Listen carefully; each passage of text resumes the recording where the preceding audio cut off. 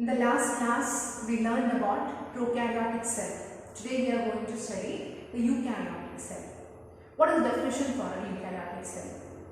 A cell which has a well-defined nucleus with a nuclear membrane and also contain different membrane-bound cell organelles. Yes, that is what a eukaryotic cell means.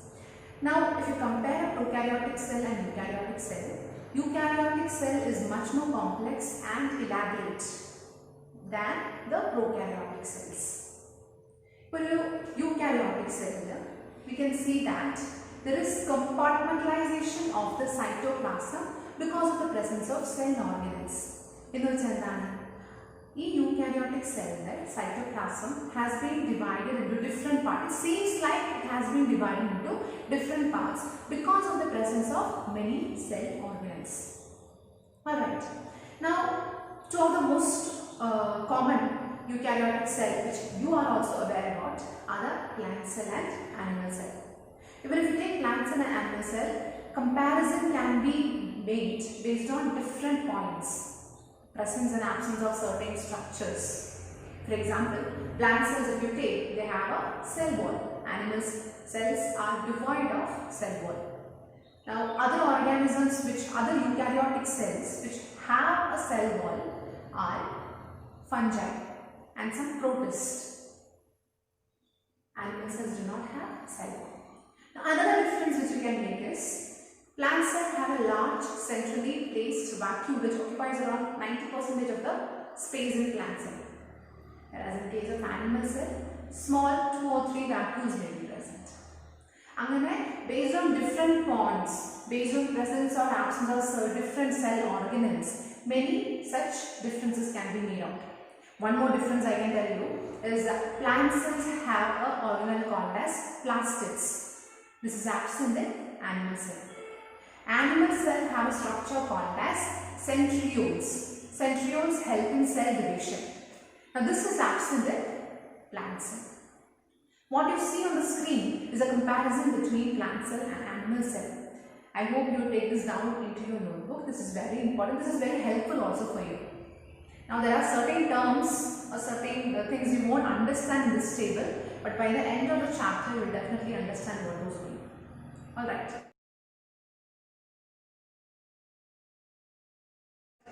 Now let us look at the structural organization of a eukaryotic cell. Now let us study the structure and how different organelles are arranged, organized inside a eukaryotic cell.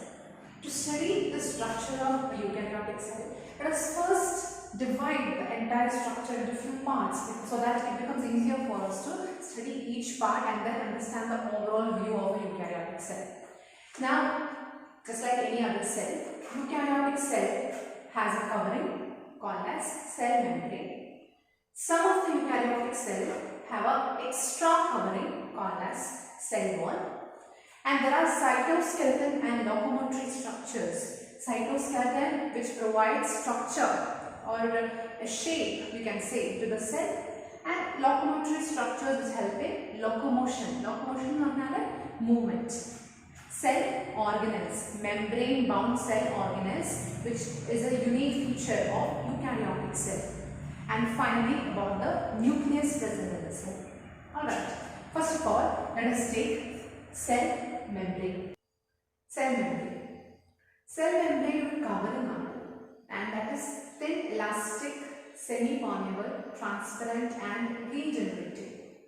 It is this covering which controls or regulates the interaction of the cell with the external environment. Or you can also say that the covering separates the internal environment of the cell from its external environment, or separation out. And it is this cell membrane which regulates or controls the movement of substance across it. In other words, in the cell ullilekku poganam, in the cell purathekku poganam control cheyyunnathu, it is the cell membrane. Now, a lot of studies were made to understand this biochemical nature of cell membrane, and the studies were done on RBC. RBC endukonda select cheyunnathu RBC doesn't have a nucleus and RBC doesn't have membrane bound cell organelles. So they thought it must be easier to understand the working or the nature or what this cell membrane is made up of if they study using RBC. Our studies have become understood that the cell membrane is made up of lipid. It is made up of lipid, and this lipid forms a bilayer.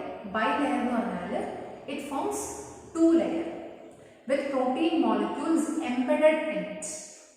Okay, now cell membrane is made up of lipid which forms a bilayer with protein molecules embedded in it in different places. Further studies showed that this cell membrane, also called as plasma membrane or plasma lemma, contains some other proteins and also carbohydrate. If someone is asking you what the cell membrane is made up of, a lipid bilayer, proteins and carbohydrates. Okay, now let us take each of these components separately. Lipid. This is a simple structure of a lipid. Now if you take lipid is amphipathic. Amphipathic in the lipid contains both an hydrophilic part as well as a hydrophobic part. Hydrophilic in water loving, it attracts water.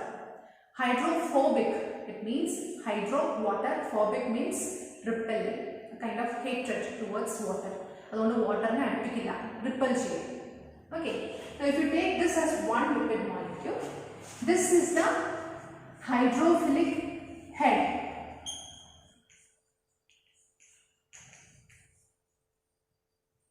And this is the hydrophobic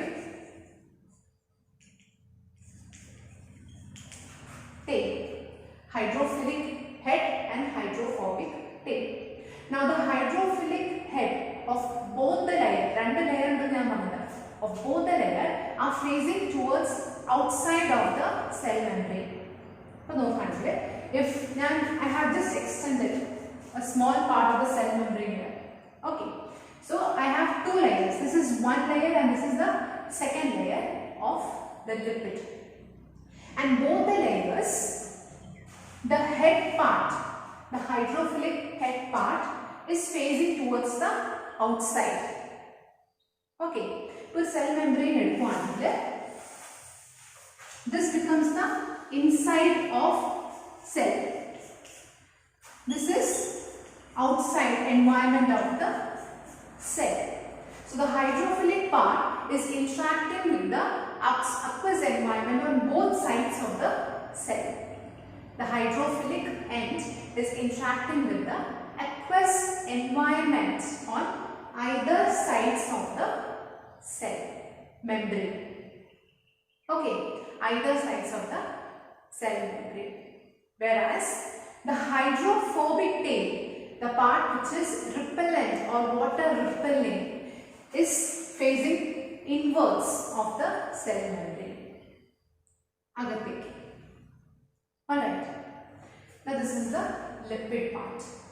Lipid concentration, say lipid are present. Lipid is a kind of fat. Okay, much more better term for fat than a lipid.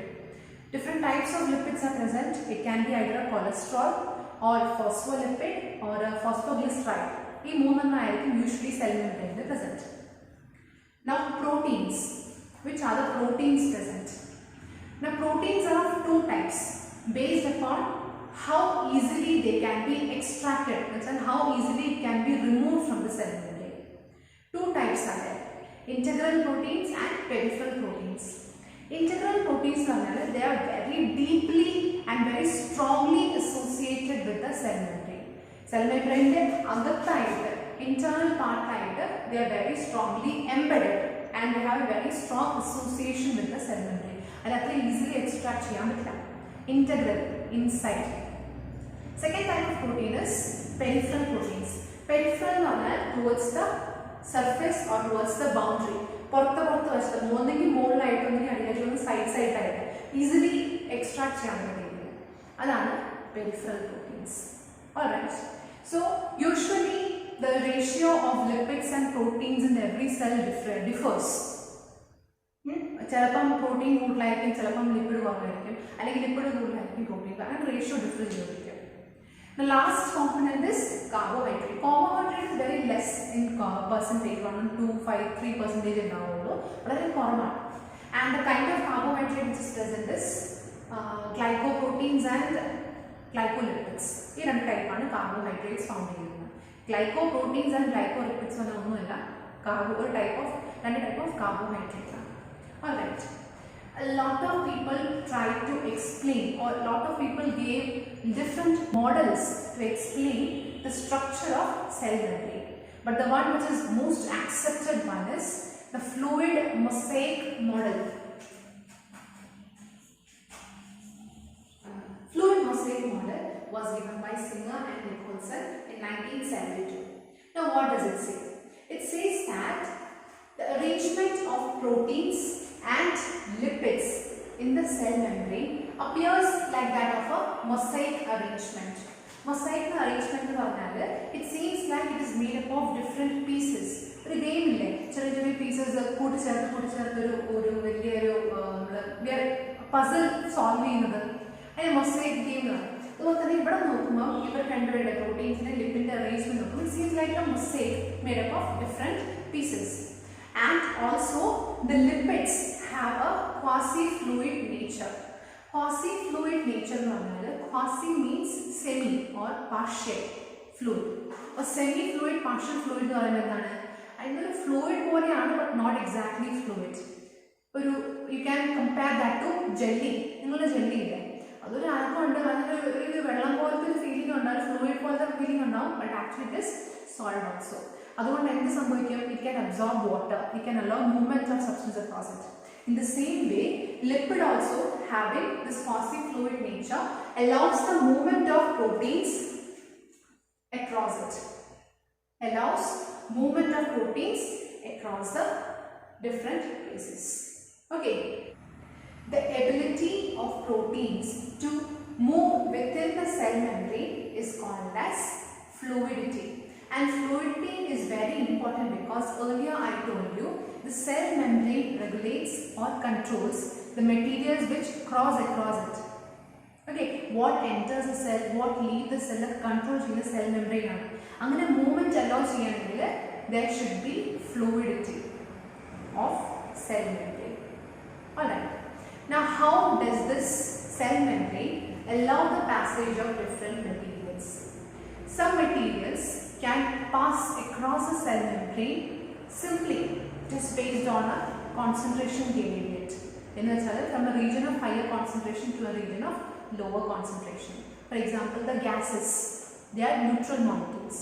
Upon gases can move across the cell membrane just based on the concentration gradient from a region of higher concentration to a region of lower concentration. Diffusion. Okay. The same way, water molecules can also pass across it without any problem from a region of higher concentration to a region of lower concentration, crossing a semi-permeable membrane. That movement of water molecule is called as osmosis. Hello. Now there are certain cases where such simple movement from a higher concentration to a lower concentration is not possible. Sometimes there will be need of moving substances from a region of lower concentration to a region of its higher concentration. This is against concentration gradient. Among cases, energy requirement is there.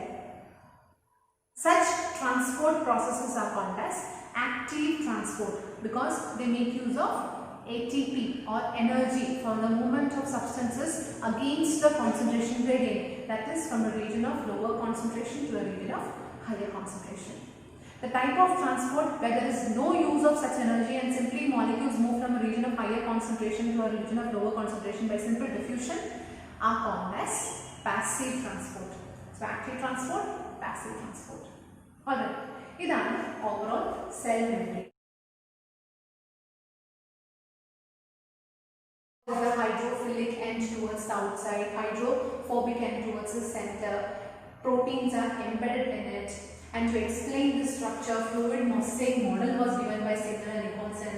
Fluid mosaic model lipids and proteins have a mosaic arrangement and lipids have a quasi-fluid nature. Quasi-fluid nature എന്ന് പറഞ്ഞാൽ semi-fluid, because of which it allows movement of proteins across the membrane. Our movement of proteins, the ability to allow movement of proteins across cell membrane is called as fluidity. So the cell membrane has the ability of fluidity. അതുകൊണ്ട് it is also involved in controlling or regulating what comes and goes out of a cell with the help of active and passive transport. Okay, let us look at cell wall. Cell wall was first discovered by Robert Hooke in 1665. It is a very rigid and long-living substance present only in some organisms such as plants and fungi. Okay, now the main function of the cell wall is to provide protection and shape to the cell. But apart from that, these cell wall also help the cell to interact with neighboring cell. In the cell, to establish communication. That one cell is adjacent to other cell. In another cell, there interaction, communication established. The cell wall has a major role. And also, apart from that, if there is some attack from any kind of pathogen, cell wall provides protection to the cell because it is very strong. Let us look at the composition of cell wall. In the cell, what a cell wall is made up of. Look at the image. In different organisms, cell wall is made up of different substances. If you take a plant, cell wall is made up of cellulose. And different. Prokaryotes, cell wall is made up of what in them? Remember, recall. Now, on the basis of structure, cell wall is differentiated into 3 parts. Look at the middle lamella part in the image. This layer is mainly made up of calcium and magnesium pectates. Its main function is to cement the cell walls of 2 adjoining cells. These are absent on the outside of surface cells. Now, in middle lamella and nadukku kude oru gap undu. Adine vilikkunna perana plasmodesmata. Plasmodesmata helps to connect cytoplasm of neighboring cells. Rendu aduthu kidakkuna cells in the cytoplasm thamil communication establish cheyanayittu this plasmodesmata acts like a bridge. Okay. Next is primary cell wall. It is produced inner to the middle lamella in a young and growing cell. It is capable of growth and extension, and usually the younger stage diminish. Sometimes it may disappear also. Now, secondary cell wall, and it is formed inner towards the membrane to the primary wall. Membrane ullilekana towards the primary wall. Okay, this is mature state. Now, what are functions of cell wall? Cell wall helps in providing a definite shape to the cell and also protects protoplasm against any mechanical injury. Okay, now since we have come across the term protoplasm, I would like to clearly tell you the difference between protoplasm and cytoplasm.